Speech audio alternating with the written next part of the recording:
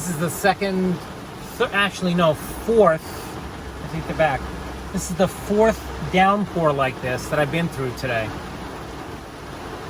It was like this when I was leaving the Outer Banks, and then about 20 minutes later, another one happened, and then another one happened a little while after that.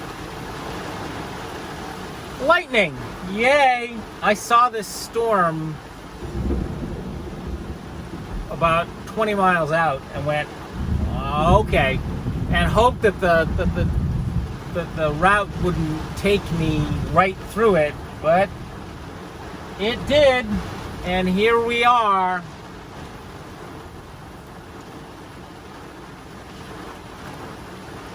Wow.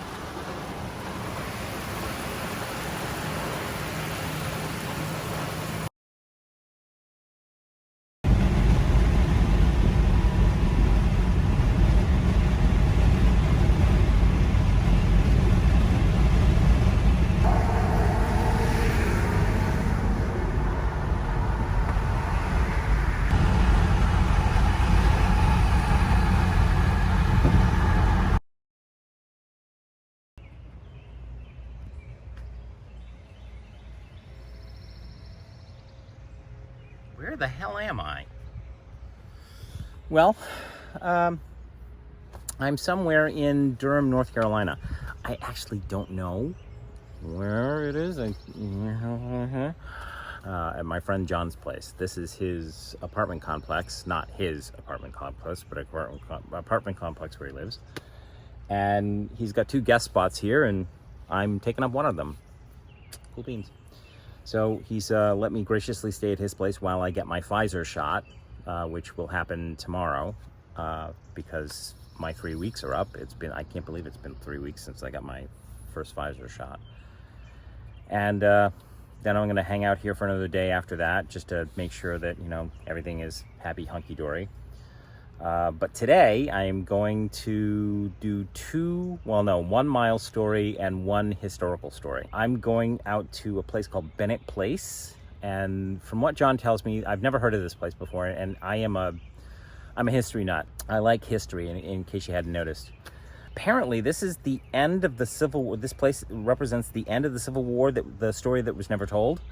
So I'm gonna go take a look at that and see what there is to see, and take you folks along with me if I can.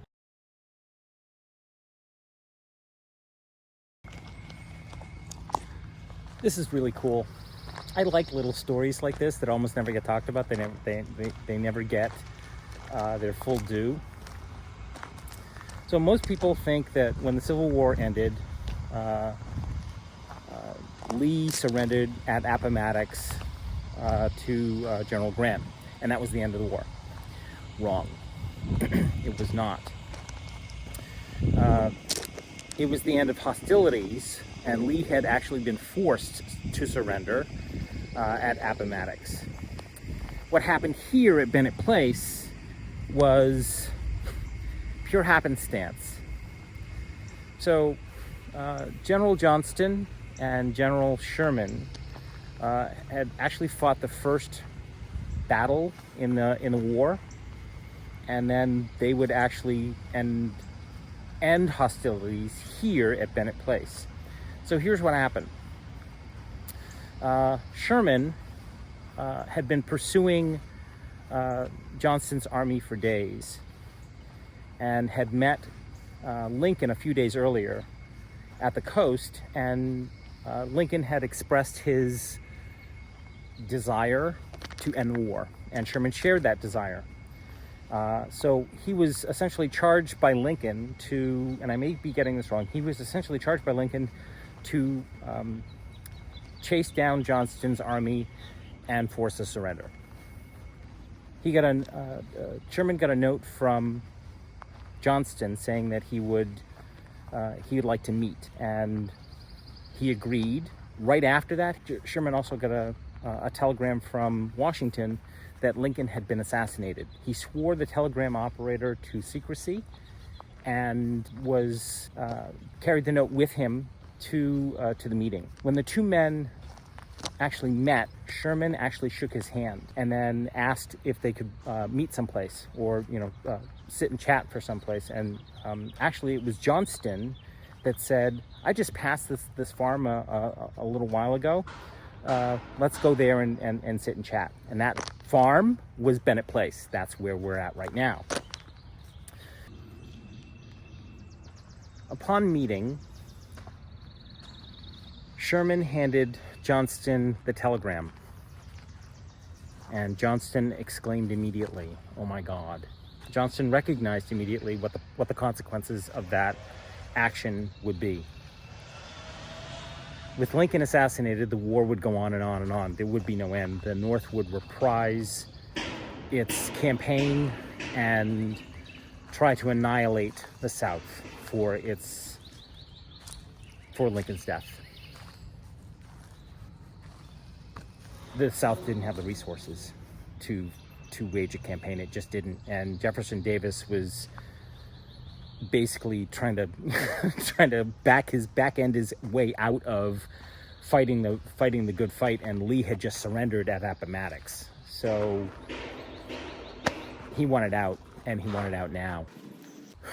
Sherman recognized that if the war continued, then the South would essentially turn into guerrilla bandits, and it would go on and on and on, and the North would essentially annihilate what was ever left of the southern states. And he had been adamant from the beginning of the war that all the South needed to do was to surrender, and no harm would come to them.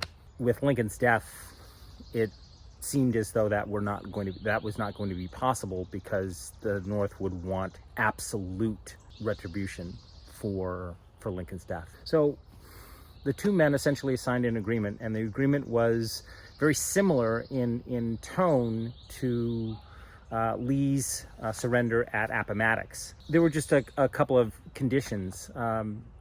Lee's surrender was because he was surrounded. And in this particular case, Johnston was not surrounded. He was willingly giving up arms. There were conditions that were more favorable to the Southern soldiers, but essentially they signed an agreement, an armistice, the next day. The two men shook hands and parted company here at Bennett Place. The agreement was then sent back to Washington. Andrew Johnson, being the now president, who was formerly from Durham, North Carolina, basically rejected the agreement and called Sherman a traitor. The North newspapers referred to Sherman as giving away the farm, as it were. And Congress basically rejected the agreement. So word came back down, and actually it was Grant that actually told Sherman that the agreement had been rejected, and to give Johnston the same agreement that he had given Lee. And a few days later, that's exactly what happened here at Bennett Place. Both men signed the agreement, and the reason why this place is so special from a standing point is because, as I said at the beginning, most people believe that when Lee and Grant surrendered, Lee surrendered to Grant, that was the end of the war. This was actually the end of the war. This place was the actual armistice. And the reason why I say that is because this is where literally almost 90,000 troops surrendered in a single day. They all surrendered, boom, bing, bang, boom, and that was it. They were all done.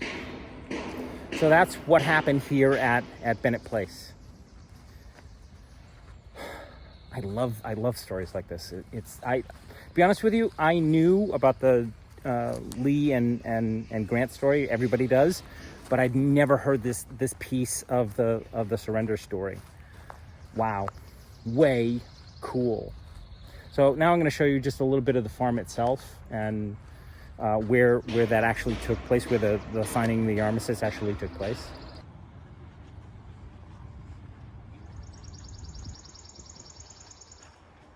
This is the Bennett's kitchen, I think, and that over there is their living residence. But this is their kitchen, right here.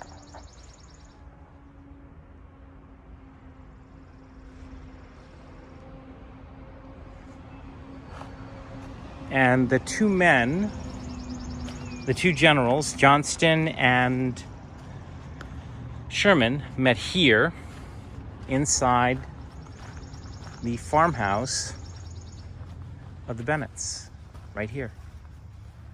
They met right here at this table,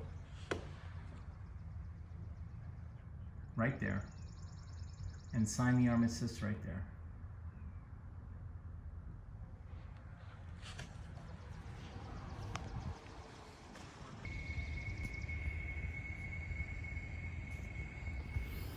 That is Bennett Place. Way cool. Absolutely love it. I love finding little places like this that tell, untold stories like this. This is the whole reason why I'm out here. So thank you very much to John for pointing it out to me. If you come here, it's a really nice little spot. There's places for you to sit and just reflect what actually happened here. And the grounds are beautiful. It's a $3 donation, which is like pocket change. Cup of coffee to you, not so much to me. That's gas money. But it's a great little respite. So if you're passing through, please do stop by, because it's beautiful, and B, it's historical. And who doesn't like a good history story? All right, thanks a bunch for watching. If you like this stuff, hit the like button, the subscribe button, and the notifications bell to be notified every single time I upload new content, and there's more content coming. That is enough yapping for today. Thanks a bunch for watching, and I look forward to seeing you somewhere on the road. Bye!